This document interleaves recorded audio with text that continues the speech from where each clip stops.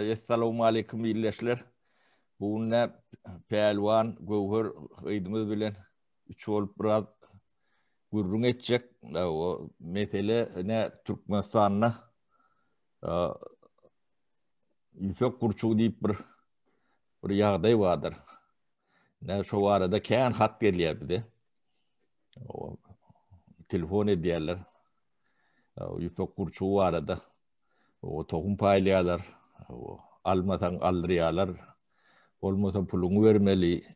O kayerlerine korkuyorlar, ürküyorlar. Elinden kârinden alacak, onu alacak, bunu alacak diyorlar deyip. Türlü şertli nemeler var da. Şu arada gurrun edecek oluyor. Men ne yurttan çıkkaydan mı kâr vakit oldu da. Men o prosesi katı kovulayan sebebi o idara. Bizim öz kuruluşumuzda da o bir yüpek kurçuluk emesi birinde votlar ve yani o da merkez kantorumuz vardı. O direktör vardı. Doktor navuktu. Yaşlı adam. O işin ustası. O voltür vardı gelin. Şu demeden ben ahli prosesi doğru bilen o yönü şu at bana gururun veren demeleri biraz beni gen aldıran yerler vardı. Şunun için ilk olarak bir sizden dinleyeli. O pelvan senden başlayalı. Şu yağdayı siz o oğlunu gövherim o vanı bilen kıyız. Yağdaylar niye hilek? Şunu bir görüşünüzden, bilişinizden realini yağdaya edip verseniz. Vara sapara. Selamun aleyküm illeşler. Otursam tamam. Şöyle sapara hani ipek kurçuğu geliyen vaatları şey diyorlar da kârendeti bağlara. İpek kurçuğu geldi, şunu almalı, saklamalı diyorlar. Onun neyse şert gerek de onu zayin gerek saklamak için. Onun köp adamlar alacak gerek geldi ya men yerim yok, zayim yok diye saklayabilmek deyse onu nemesin pulun tölemeli şoň edil näseden çıkaryanlaryň häzir bilemok men hoşuna ýagdaýyny ýöne şoňa pul töletýärler her kärende sistemine soňundan soň adam tutýarlar bir adam tutup şol adam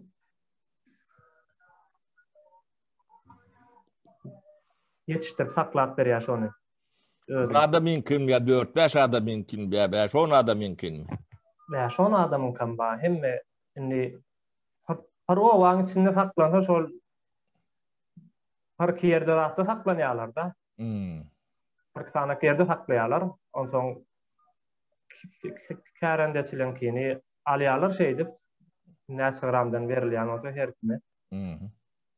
Şoňa da ondan ýanky şo saklap berýänlere aýlyk hökümlümi näme pul tölemeliýär. Arçynlykdan gelýärdi. Pul jemleýärlerden olara pul berýärler saklaýançylara ondan soň yetiştiren nemesinem hilesinin pullarından özlerine berýärdi soňunda. Şu saklayan alyandır da. Hawa.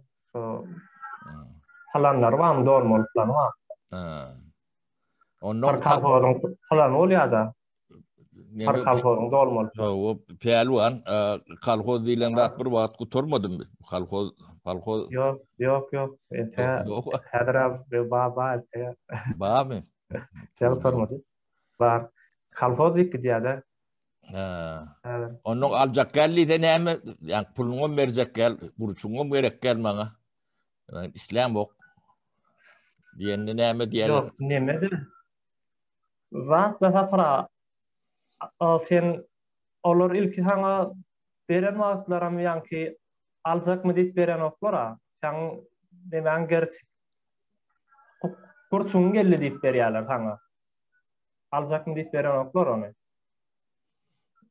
Geldi de alacak Kurşun gel. Men geldi kurçuk yani. teretecek gel. Pelvan. Men dayhanla. Men kurçuk gülen demetecek geller.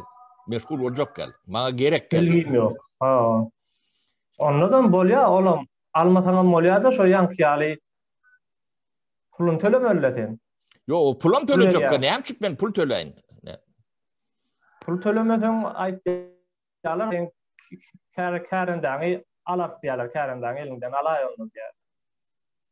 Hawşlaý Onun onu berjek gel. kärendaň diýer. Onun berjek gel. O kärenne de men kurçuk saklamasam men kärennäme almalylyň şertname ýokdur ha. Yok, o hafara o taýin emede. Ýewropa däl o ýeri. Bu tapawdy ýokdur. Kanun hem ýerde mengisdir. Pelwan dur. Emetme. Ýewropa däl, Ady däl, Amerika däl, Mars däl. O anlaşma ýa dogry öz aralaryny ýa kärenneçi bilen ýa kärennäni berýän kanuna iki tarap üçin. Ol Amerika bolanyny näme, Ýewropa bolanyny näme, Marsyň ya aýyň üstü bolanyny näme. Ona hele o ta Ýewropa dälen şoň üçin teziň çykarmany almalmışyn diýip. Olar ýalak düzgün ýerde bar. Onu o kağıtları yırttılardan oda taşladılar. Kelimede yazılmalıdır ha. Yani kârenne verilen oradan ne sen kurçuk saklamadan kârennäni alyas deyip yazmalıdır. Onu ýalak ýaly. Onun alak yazığı yoktur. Ben 100% bilýän. Onu ýalak ýaly. Onu näme üçin onu daý edýärler beýle? Adamlaryň özlerem şoňa kaýly ýaly tapra nemede öňünden taýyndan goýulan ýaly ne gurçun gelýse şoňa öňünden taýyndan goýulan ýaly adamlar ay bu formen hemetjekkä saklajak mesini pulunu beräjek diýerler adamlar özleri başlaýarlar onu. Ol ýem näçeler edilip görülen zat ol kada öwürlük giden zat ol. Entek Taylan maka aýtýarlar, ay mena aljak gal gursuy pulunu beräjek haklar ýa mawasy diýip. Boldy. Indi teret bärde Beräjek haklar ýa. Deme pelwan bärde bir gyzykly urdat bada. Ana sen pulunu vermeli, birine de pul berip takratmaly. Bu näme diýmek? Bu ýa gurçukdan sen hiç tat gazanan ok diýmek.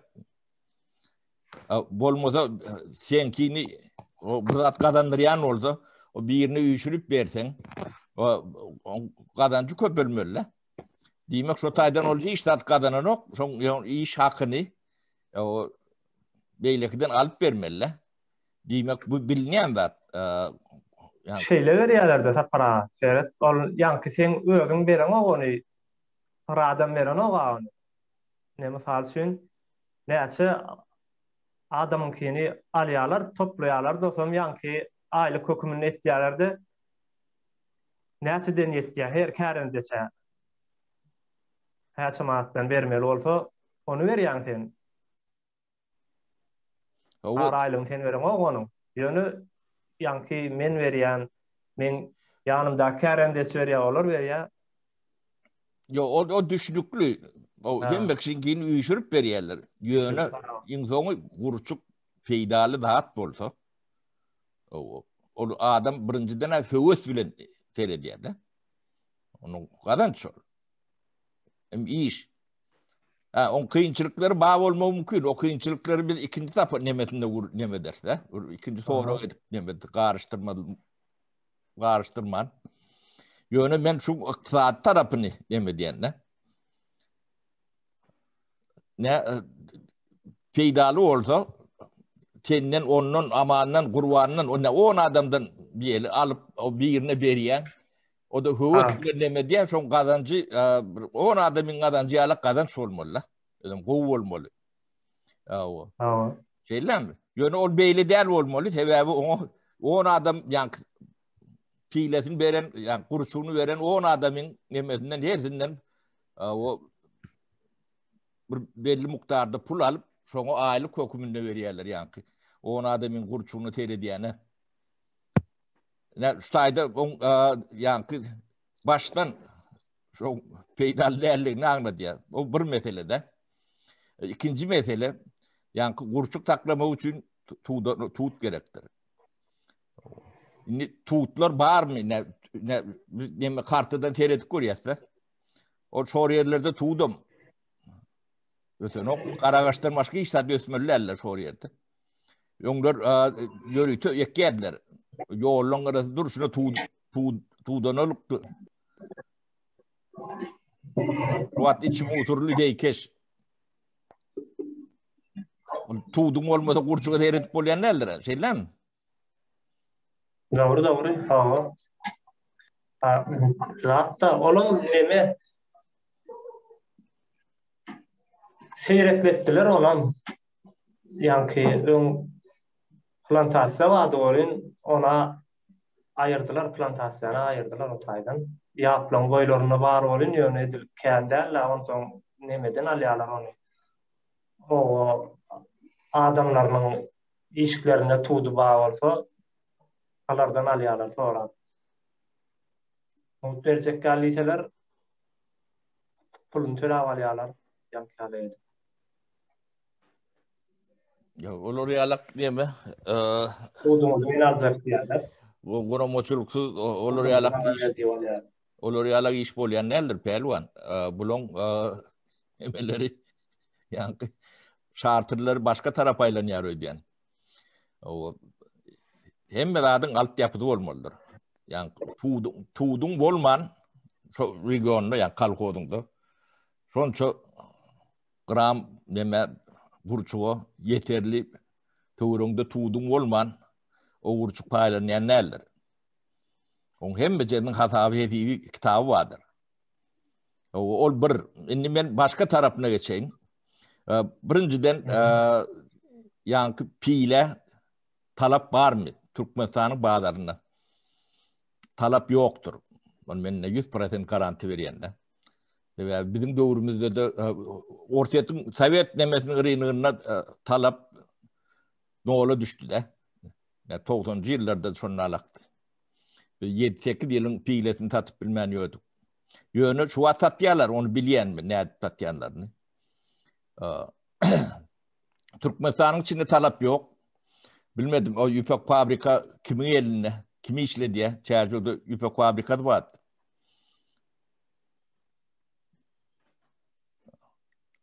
Yönü Türkmenistan'da bir yağday var. Gen yağday.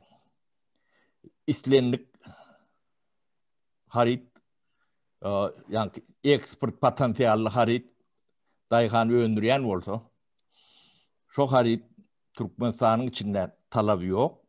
O daşına çıkıyor. Pulom geleyen neldir? Türkmenistan'ın iktisadiyeti daşına ilenyendir. Ne bana bir iyileşmez ulu hattiyat koyurttur da şu yani yüpek pileleri Xitay'a gidip satıyorlar diye de. Xitay'a satıyorlar. Yani pulom şu tayda alıyor diye. Kızıl geliyor, beylek geliyor, Türkmenistan'ın içine demesi geliyor nok diye de. Özlerime yetiştiriyor diye alınıyor. Ha? Özlerime yetiştiriyor eken yani neme Kıtay'ın özlerime yetiştiriyor eken avını. Ya Hindistan'a dedim. Yetiştiriyendirler onu Hindistan'a gidiyor diye de. Hindistan'dadır ha. Oo. Onu kim tattı ya? Kim yemet ya? Onu ne yapıp dayıhanı dayadıp ettiriliyor. Dayıhan tem kulun değil de. Qurban ol hödüýüni görsünýär. Olşo paylayalar da her kime paylap berýärler. Ondan soň aljak mı diýen soraýan ýok ony. Kim paylayan? Paylayan adını ait adını. Yani edaran adı. Kim? Kalbola gelýär. He kim mi? Kalbolara gelýär, burçuk kalbola, burçuk gelýär. Paylap bermeli, burçuk gelýär kalbola. Oňam kalanny doldurmadan kalbola. Kalhoza kime gelýär gorçuk? Gorçuk gelen wagty kime gelýär? Başlyga gelýärmi beýa-da nidik gelýär o gorçuk? Şonu soraýar taparaga. Gelýänlerde ýanky arçynlyk diýär-de, arçynlyga gelýändir. Belli meçhurde kärendesileri yeter ýaly meçhurde berilýär-de. No. ol yankine Şonu berýän kim? Ana bu yerler var, indeme yerler, şundur ekleyen yerler var, paget ekleyen yerler var. Emma yankı hile vursun için nilen bir yeri yok halklarda.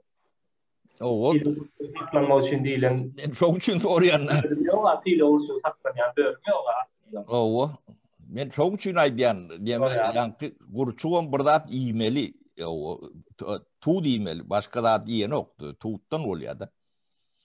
O tuğut plantatyan bolmasa yeterli derecede. Ondan ne çerçöwde da hatta bir yerler mardan tuğut nemelerin ağaçlarının oğulun içinde şehirlerin içinde köpleşip ölür de. On nemesi ödüne düşen ummatı 4-5 etse köperiyorlar. O taydan adam kazancı edecek nemesi gödüğünü getiriyor mu o nokta? Kazancı eder mi o taydan? Dayıkan.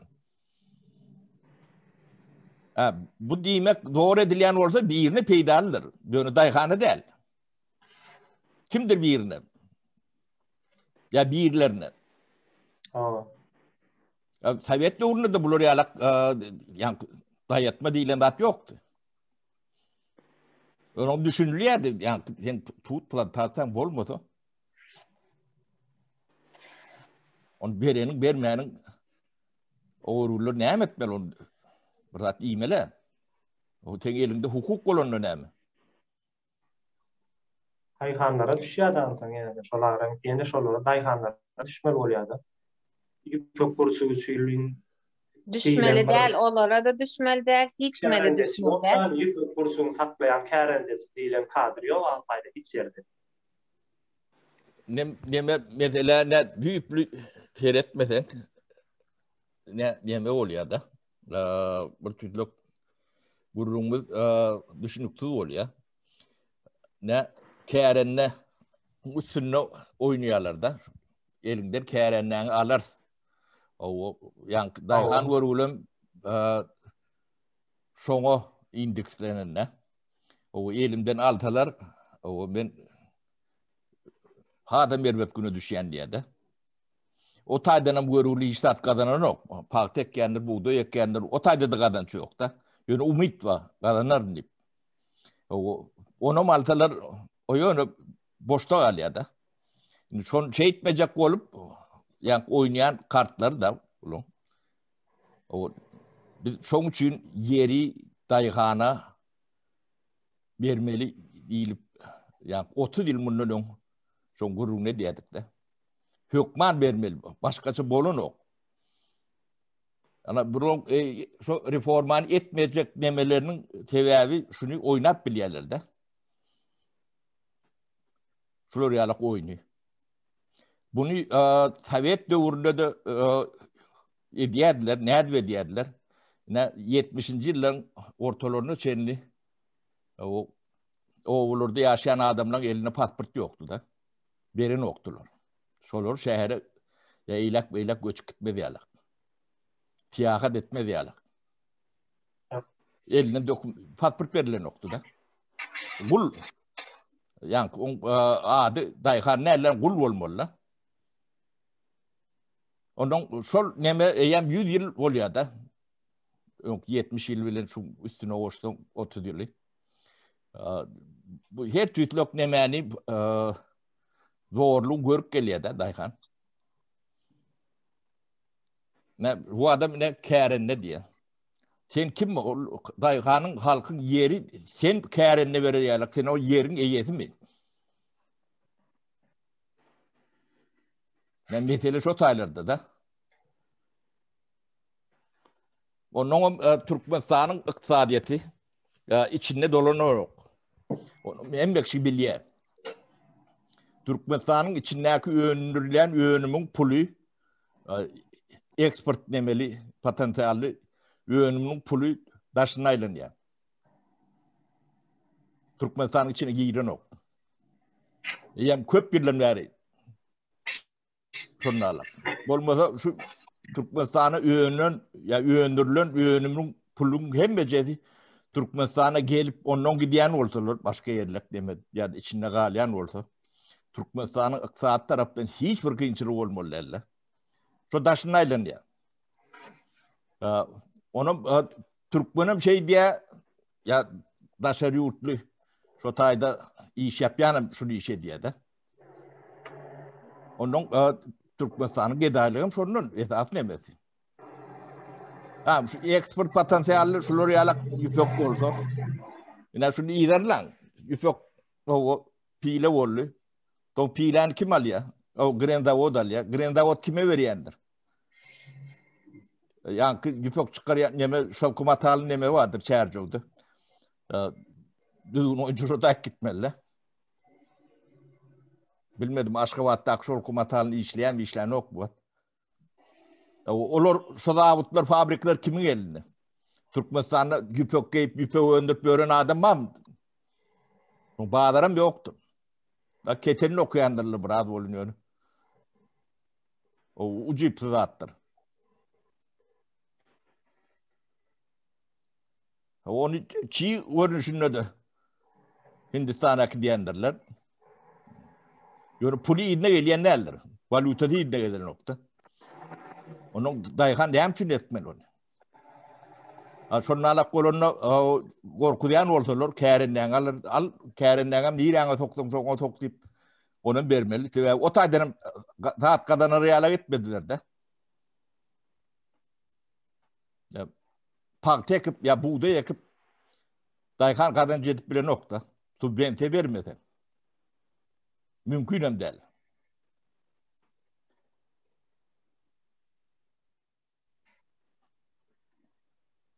Sapar ağa, şutayda bir yöne bir misal getirelim eliyemim.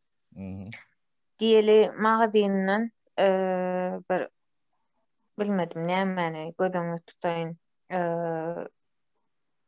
bir paraşo gözümü tutuldu da satılyan. Diyeli aynı yudiyan neme paraşo gözümü tutuyla. Olin sen şon almasan şu mağdininden çıkıp bilmeyen gip bilersin mi bir adımı? Yok. Veya da sen şunu almak mecburiyetinde deyip ol adımı aldırdık bolunur mu? Şu da. Ol adıma gerekmese, ol adıma bir peydası sağlanmasa, ne için alsın? Sen şunu almasan, men sen eline küçük kartan al kalacaktırın. Mağdinin kartısına şunu al kalacaktırın elinden deyip olur mu? Katır bolğusuz hareketler Türkmenistan'ın içindeki bol geçen zatlar. Ve onu alsan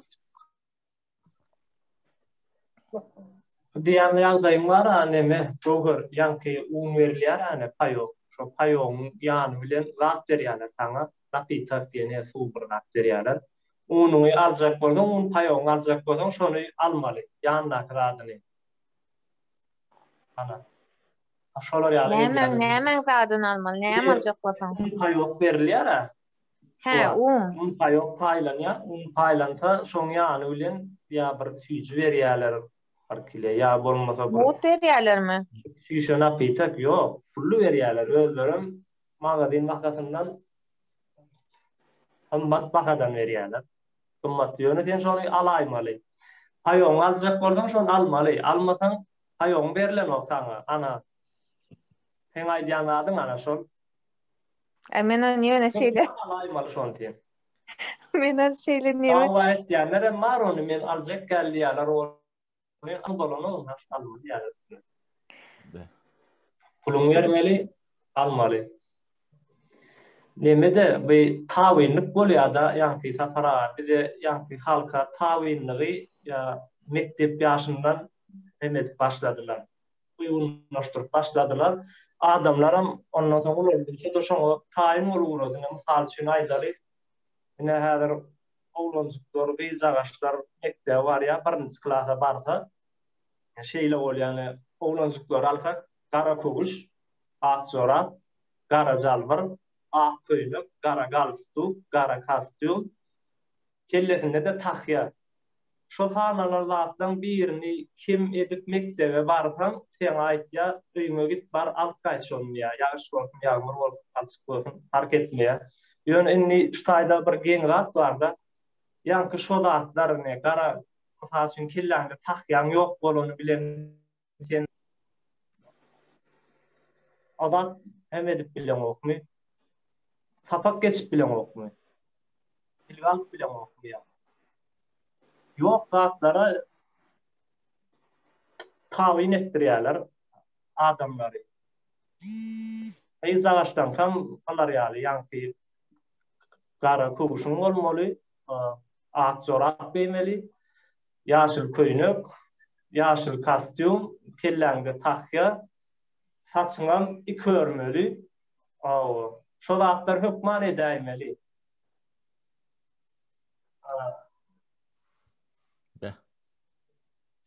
Enne getirilýän tabinlikler da şolar. Gatgyw näme getirdi ustady? Gatgyw bir örnek getirdiň aslında. O çaqa ýaşyl köýnök de bizdiň wagtymyzda. Tabinlik ýaly, şoňa taýinlýarlar adam. Onu ýanky sen diýen şol ýüpek kurçuga da meýem adamlar gelmäkä taýin bolýarlar. Ene ýüpek kurçuk gelýär, onu aýmena alzagam däl bu gerek diýerler. Kulun verecek, taklacak vaazı, kulun verecek, taklacak gelýärler. Eýem şoňa adamlar entek hiç kim aýtmanka öýe taýin bolup oturýar. Gatlan bolmak beýle däldir, dänim ýöne gülýär, hem oýan gaharmyda gülýär. Taýinladylar da taýinlaýarlar, ýa-ni taýýana mektep ýaşyndan eýem sen taýinlap başlaýarlar. Nämemiş özüňden ýokardaka taýin bolup gelmeli. Şoň aýdýanlary, şoň senden talap edýänlary dogrumy, ýalňyşmylygyny sana seljermek gerek gel. Şol aýtdy, bolu sen şoňa taýin bolmaly. Şeýle ýagdaý bar. Ýöne mollumlar ýa-ni okudýan kitaplar bardyr. Şoň içine dereden oklar, şo taýda ýalňyş badygyny gören oklar da. O ünsünen başga erik berýärler. Hatta tahyana seretýärler bolar, şo tahyan bolmaly kellämde. Gen gaty taýinlikler bar. Samsyk taýinlikler da bolar. Samsyk taýinlikler. Pelwan bu neme de däl ine sistema ýalňyş bolandy, döwlet sistema ýalňyş bolandy. Ýa-ni hökümet edaralary bir cehalat ýuwatyna öwrülýärdi. Ýa-ni nadanlaň ýuwasy ýa nadanlaň öýü, oňa arçynlyk zat diýmeler ýa-da etrap diýmeler bir cehalat ýuwasy. Ýokortam şonalak aşagam mektebim şonu öndürýän fabrika bolýardy. Jahil öndürýän, cehalat öndürýän fabrika. O fabrikadan çykan jahillerim soň üniversitet, o da has ulurak fabrika. Soňa mondan döwlete girýärler. Ýa-ni cehalet nemesine 30 ýylyň içinde ýöne gödüňi getirer ýalagym däl bulyň jahillikleri. Ýöne saparasyz aýtýanyzda şu zatlara halk günahkar diýip, mena edil oňa %100 öýdüp bilem. O sebäbi ne gitjip çağalygyny eýen sen taýinlap başlaýarsyn, öwrenen gadyň şo zat bolýar. Taýin bolmany öwrenýän özüňden ýokardaky adamyň aýdanna sen taýin bolmana başlaýar. Halkdan däm kädiýän bir ýagdaý menen. Marsdan gelip eden oklar onu. Şo adamlar diýer. Gelip eden oklar da neme? Şonu edýän amyna salýarlar da. Pelwan şonu edýän de Moğolimler däme? Şodary edýän Moğolimler nereden gelýär? Halk mı Moğolimler we ýa-da bir ýene bir zat mı o Moğolimler? Kim o Moğolimler? Menen mol bilen, sene mol bilersiň. Elbetde menen mol bilen, sene mol bilersiň. O taýda men şo tahyan sen han sen tahyan diýip kelletine men urmadykdan soň kim on kelletine gelip urar? We ýa-da kim maňa bir zat diýip biler? Men şo haky goram soň, men halk bolup hakymy goramy. Halk bolup men zulm edýän. Men halk bolup o taýda niýe yetişdirýän? Taparagyň diýeti gelýän hem şu. Men taparaň näme diýenligine gatgy düşünýän. Ana şu taýda oturup şulaň edýän hereketleri, işleri, döredýän zatlary we bir zat eden wagtlar ellerindäki eden zadyny şeýle söýgü bilen mehir tokmak gelýär, şu tokmam şolara miwe berýär. Emma bizde zulüm tokmak gät, biz halk bolup ekýät onam. Bir başga birinden görmeli däl. Biz özümüz şu zatlary düzeltmesek, bunu hiç kim düzeltip bermer. Bizim özümüz bu zatlara tabin bolmak däldiňim düzeltjek bolmaly. Bolup geçen zatları birinin bir de ýüregi awap gelsin, bir de düzeltip bersen, ha. Türkmenistanyň içinde men hem şeýle düşünýärim. Daşar ýurtda hiç kim bilenok, bilseler gelip düzeltip bererler bizim ýurdumyzyň içine. Mecburmy olar bize düzeltip bermäge? Düzeltip berdem diýdi. Düzeltip bermäge hiç kim mecbur edä birinciden, ikinciden hem düzeltip berilmeýär onýalyk zatlar. Bizim özümüz bu zady elimize almaly. Diýene, ha, mogalimler şey diýdi. Bu halkda däl günä diýen. O nähile halkda bolmaýan günä. O mogalim nireden gelýär? Şu zady bir el almaly bar. Onuň şu zatlary biz özümüz düzeltjek bolup nemetmesek hawa tapara. Gower ne şu her problema ýödenine düşünmesen şolary ýalak zat bolup gidýär. Bunu bejeribem bolany. Bejerip bolmaýanyň sebäbi ne birinji klasdan 10-njy klasa içinde 10 ýyl beýdiňe şolary ýalak zat oturdulan to. Sen bundan taplanma bilen okta. Ne bunu sana düşünürce adama sen bu aydan gelen ya Mart'tan gelen dip o şeyle düşünce bilen tere diýerler de ýüdüňe. Bu da düýüne teretmeliler. Ne sistemde ýalňyş dip şoň üçin aýdýar. Yani döwletiň sistemi düýünden ýalňyş, onu hiç kim görenok. Betbahtçılık ne şu taýda. Onu ýokardan biri edýär dip demedi. O da edýär, şo düzeltjek diýse de düşünmese düzeltip bilen ok şol adam. O hökümetiň içinde de müňden gowrak bir 2000 gowrak adam bar. Yani şo zatlary düşünen ok. Häkim dip bar. O etrap dip bar, o ministerstvo dip bar, o Sovet ministri dip bar. O giden demeler var. Olur näme? Nadan, barsın nadan mı? Şu zatlar görmenli. Ne bir yani kurçuk bir gicicik bir zat da. Yani Türkmenistan iqtisadiyyatı düşünün. O ata-baba aňyrdan gelýän meslek, o bilinýän zat, edilýän zat o käbir ýerlerde gerekdirin. Yani onu dayadıp, diýredip o edilýän nädir? Onu ne talap bağı bolsa o talaba ora on bagatı bolur. Şu bagatyny orada öndürür. O da birini peýdal bolmaly, öndürýän üçin. O delilli bolup tenem onu dayadıp mümkinçiligim yok. O töwür onda tuğdu da bolmasa onu gurçugy taklap bolany. O da bir iyi iş, rahmet. Onun altyapısı şu rayın olmalı, tuğdun olmalı. O da yeterli derecede. O 200 kilometre beyletinde olanı bilen sen onu taklap bilmerdin. Onun bağıdı neçe düşür, altına düşür. Ya düğün yigitlen bir görürüm var ya, bir de diye doğru edip veriyediler diye de. Çercökten mara gelip tut dinleyedik diye de. Üç maşin tutup nemedik gidip gelip şey diyedik diye de.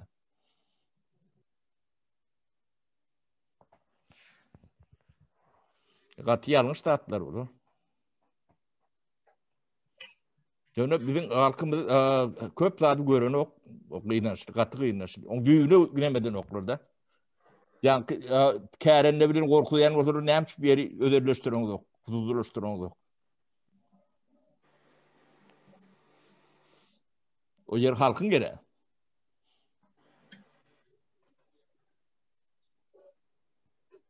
Şonu talep eden o, halk talep eden o.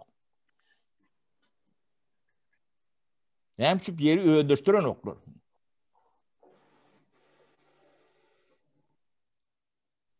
O şonu talep edilen okta. Talep etmesen olurun beren ok.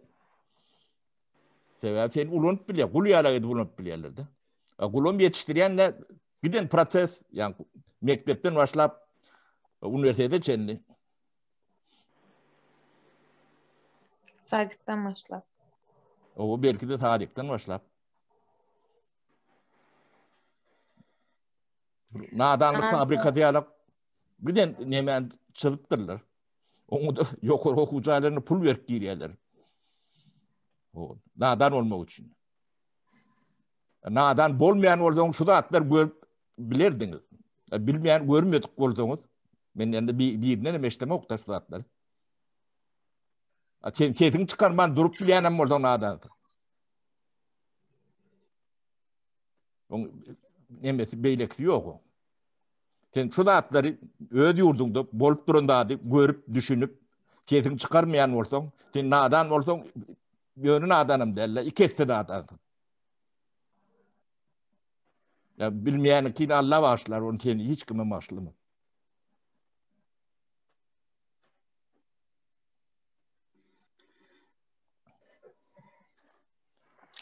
Şu kurçuğum separağa vara öýüne saklamaya da kaýly adamlar öýüne saklaýarlar. Bir komitin men daýram saklaýat şonu. Bir komitin ýerite kurçuklara aýryp, kurçuklar saklaýardy. Şu ağaç da gelende o ağaçlar, tuğda ağaçları kesip ayırdılar. O ýagyň zadyny garatmak duran ağaçları ağacan koymadılar. Onu men de talep edýärler. Sen nämen talep edýän birinciden? İkinciden sen kim talep eder ýalap? Talaby halk etmeli tennel. Sen kim bolanlydy? Halkyň talaby bolmaly. Değişim ýalak bir zat alınjak bolsa, şoda da halk karar vermeli. Şu zat gereklimi, gereksizmi? Urçuk gereklimi, gereksizmi şo? Näme Gower, o da atlan başka nemesi var, o açık bağlar nemesi var, onun talap bolanı ödü bir yerden çıkyandır. O pulu kadancı bolanı düşünün bir liter eder, bir satın alıp demeder, onu yankı yok oradan kamanda verip edilmeli de atlar değerler bu da atlar. O bir karara vermelilerdir.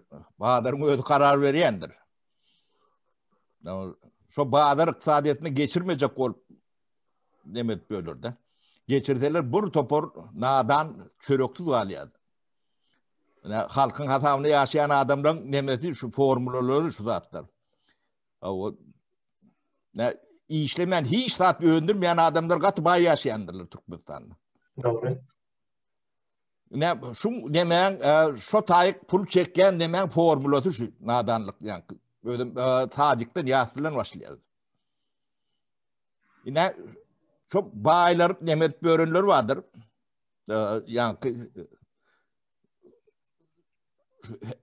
nemeden hükümden çörüyüp börünler vardır. Naçolun öndüren zatlarını teredik göreyim. Näme öndürüp durlar. Ya burada yaratıp durlar, döredip durlar.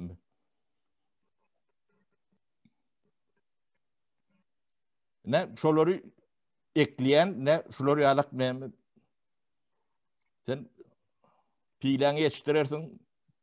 Onu akılıp Hitaýa satar. Ya Hindistan'a satar. Pulunum şu taýda koyup, pul gelen ok. Türkmenistan'a hiç sadın pulu içine giren ok. Betbahçılık şonun. Ne bedum nemeleri, şagalları Türkiye'de oturup Türkmenistan'ın içini tövdesini çok ayrıyor diyorlardı. Tarih gidip geliyor yani pul Türkiye'de alıyor. O taydanın yine yirelek gidiyen olsa Türkmenistan'a dolan para nokta. Şu işleyenlerin pulum şunlarla. Ne işleyen de daşını Türkiye'de. Tamam. Pulu veriyorsunuz. Şu pul Türkmenistan'a giden yok. Sen demede koyuyorlar ustayda. Türkiye'de. O demeden Türkmenistan'a beriyorlar. Şu var. Onda bu ne hem olur? Pul ustayda galiba demek. Bunun nemet olur bunu? Sistemamda yanlış bizim. Büyüğünün yanlış sebebi nadan adamlar tayarlayanlar. Dinle. Tawin olayan adamları tayinlayanlar. Özünün üstündeki adam bardadaysa yanlışını, doğrusunu selzermek gerekken bolly başlığı aytdı. Şunu yerine getirmeli. Doğru mu yanlış mı? Hükman ne olur sana? Ne etmeliyim bunu? O yıkıp täreden urmalı. Tärde Türkmenistan şehit kurmalı. Yani onu neyem bolyanını düşünmek gerek de. Düğüne düşün. Neyem şeyle bolyanını.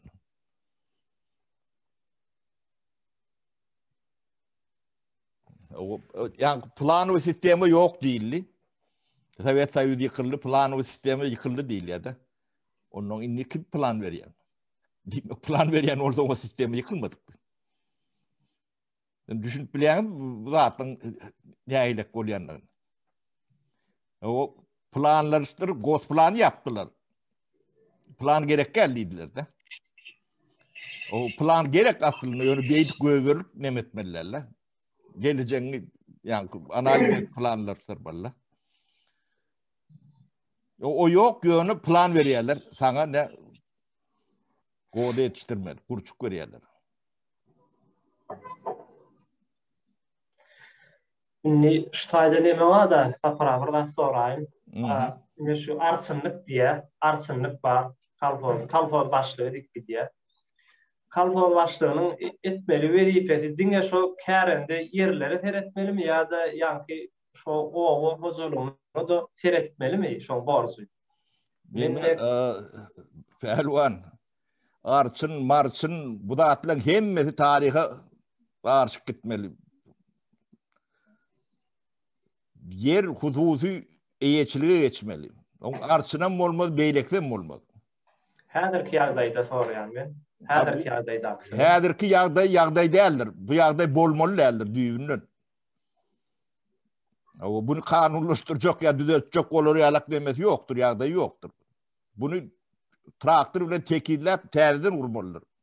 Düşünceleri bilen yok etmelidir. Ne şu düşünceler ne şu doğru olur berin sizde gali ara. Tamam. O bolmalı değil zadın ne ile kanunu var. Şu kanun doğru ya benden. Benim bunu soranın sebebi var. Ne sakaçın şu kalpolun içinde bolýan näme kalpol başlyklary görýän. Ya da häkimler görýän kalpol başlyklaryň bar aladasy pikiri buğday palta şuundur. Buğday palta şuundur. Yani o an içinde yollar erwet ya bir çetrek gelerek tok baranok, gaz baranok. Olar ýalak ýagdaýlar bilen kalpol başlygynyň işi ýok. Hiç şeylik, sakaçenli. Denge palta buğday şuundur, pile gelse pilany şon ýaly geçirýärler. Men o zaman şondan hayran galýan diýen kalpol başlyklary denge kärende düşünýär diýenler. Ne diyeme Pehlivan, men bu tarihine aydıp bereyim ne. Biz şu yerleri hususileştirecek olduk da. 92. yıldan başlap. O 2 yıl şu arada gatıken ulu iş ettik de. Bundan ağrıyık devlet eyeçiliğinde ya da yani kalkoz habboda o da devlet diyalak da insan kalkoz vorunlularının şu anda çeni yaşatmıyor da. Şunu yeri dayhanlara hükman şu verilmese bolonok gatı ervet bolyan. Yani şu ervet bolyan yağdayına düştünüz de. Sonra ne şuna karşı adamlar vardı. Bir gadir kalkoz başlık. Onun hakim yani kraykomdu da. Son hakim oldular şolar. Ne şolar karşı. aşağı karşı değil. Olur neyim için karşı? Sebebi elinden neme gitmeli. Onun çörüğü nerede bilmeli? Yani kalkoz başlık. O eline hüneri kâri demesi yok. Bağır yektik. Da tekniktir, agronomdur. Ne şonu vermeyecek olup ayak diriyediler de. Karşımda bu topor nemeler vuruyordular. Yani, sabotajlar. Düşünenler vardı içinde. Olur mu avel? Şunu etmesek bolu noktu. Ödüm şu var 92. yıl bu giyiş diyeyim. Giyecek halinin. Tabiat sayının yıkılarının esası ve şodu. Yani 30 yıllarına yağdaş olur. Ödüm şolun yok. Kıymetine karamazdan biz şunu geçirip başladık da. 30 yerde geçirdik. Pratet demedin. Yani bir yıl yemeden olsalar hem 100% geçiriyorduk. Yani düyüpten çözmesen bu mesele çözülür yok. Ondan yankı sen dişin gala günahkar ödülecek olsam sen şu sistemin doğurduğunu kabul ettin olyandır. Yani biz ne şu atlar bile görüşmüyorsun, büyüğünü düşünmeyen ton görüşüyorsa. Yani şu yankı yer hususi eğicilikte olan olsa sana bir kurşun getirip dayak bilir miydi? Sür diyersin.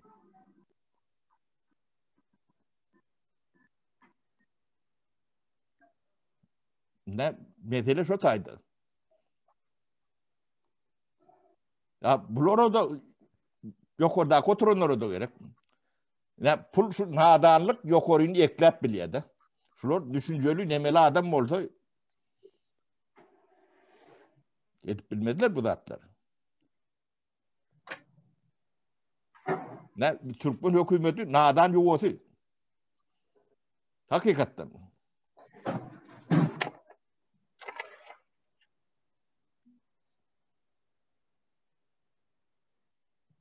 Devletin içinde yani pul dolaşık var ya. Şu yok, şu sistemi yok da. Taşında da aynen ya devletin pulu. Yurdun pulu, halkın pulu. Türkmenistan'ın içine giren yok. Onun büyüklerin oğru öldürüş bölümünde.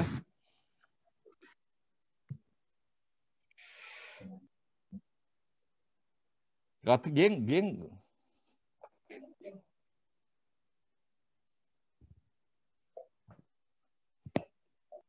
Yani yankı İpek Kurçuğu ne Türkmenistan iktisadiyetine ne daygana ne işe hiç il peydası yok şu an. Şuun kuun. Yani tarihini hemen saklama için deyip birazcık dikayemesen talep yok. 90. yıllarda talep yoktu. Şunlar yemelerini tatip bile noktalardı. 7-8 yılın yemesi Goğdası yatırdı. Yeme o huzurunu alamadı.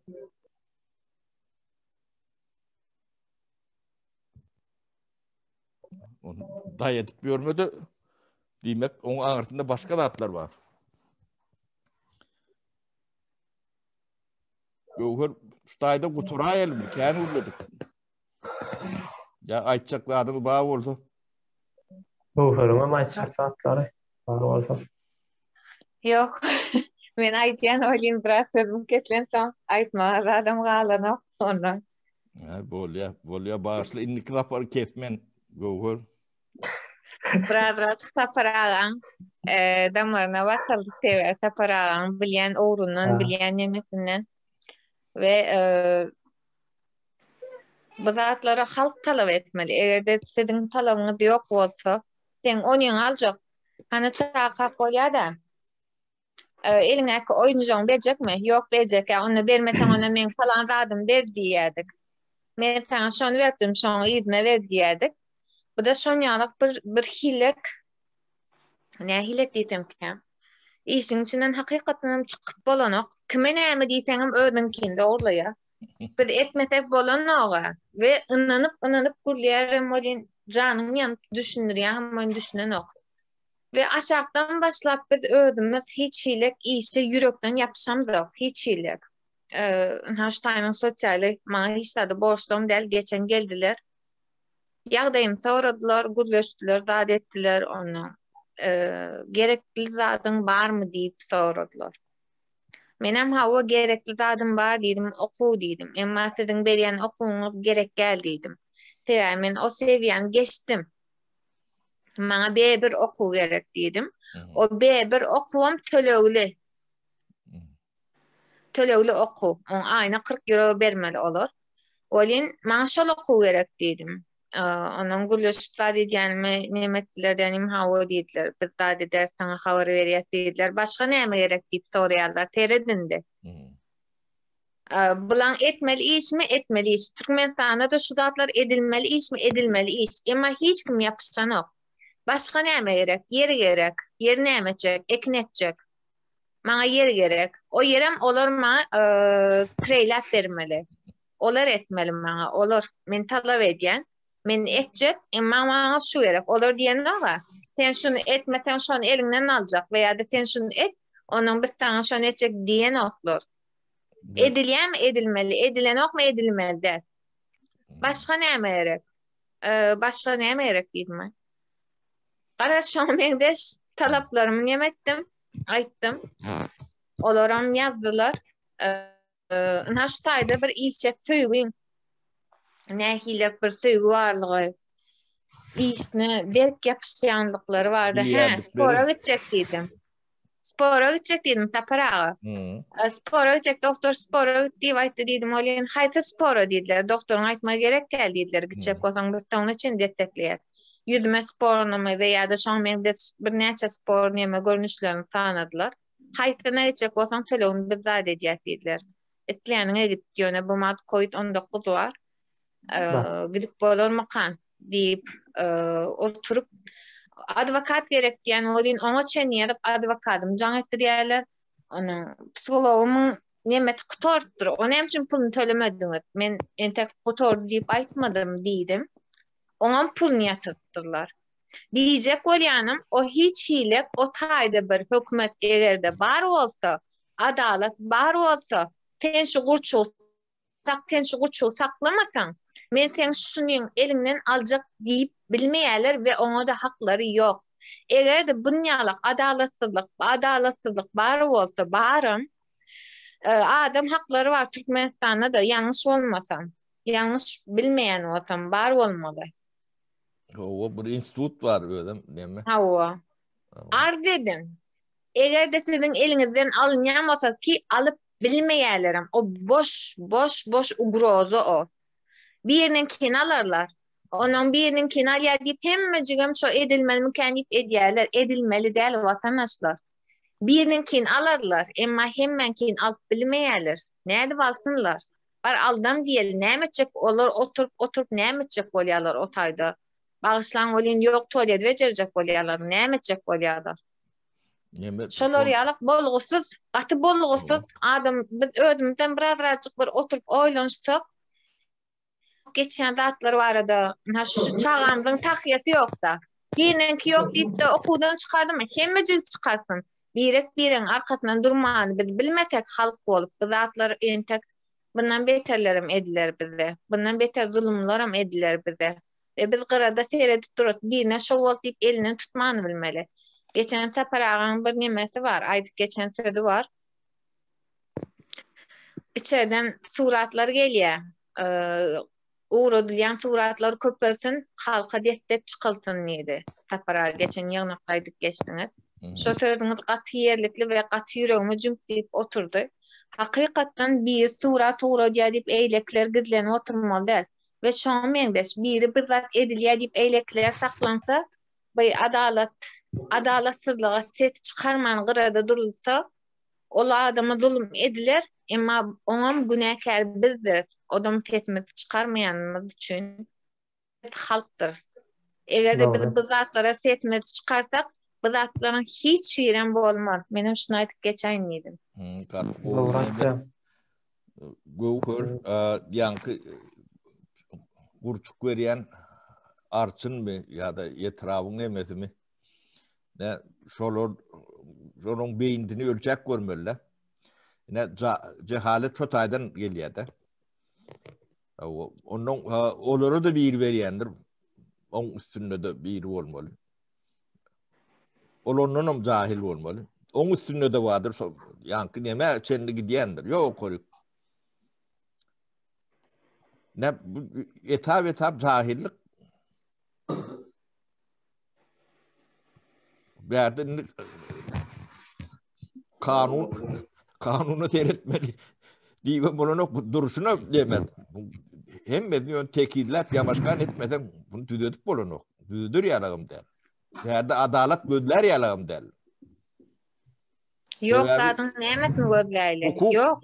Hukuk prast nemetinden meydanını daşını. Burat diýdim pelwan. Yok zaten hireden gözleyecek. Aslında yok adalet da. Yo bir yankı medeni yankı hukuk bir meydanının içinde adalet gözlep bolýar da. Biz ilkulak şu hukuk meydanını döretmeli. Döretmen biz on yankı arçynny jogapkärçiligi çekip ýa-da etram nemesini jogapkärçiligi çekip görsek o hukukun içinde derli. Günahkar diýär bolun o da maňa da ýokurdan aýtdylar diýär da. Kanun şunu talep edýär diýip bilen ok da ýokurdan aýtdylar diýär. Ýokurdaka ondan ýokurdaka aýtdy diýär. Şolar ýalak bir geň nemämiz bar biziň döwletimiz döwlet bolup bu adyna näme diýjem ben bilem de ok. Bunu düşünýän adamlar var. Düşünüp tesini çıkarmayan adamlar var. Şolun günahı kessedir. Şu günahını edýän adamlardan günahkardır. Düşünüp bunu yani gündeme getirmeyen olsam.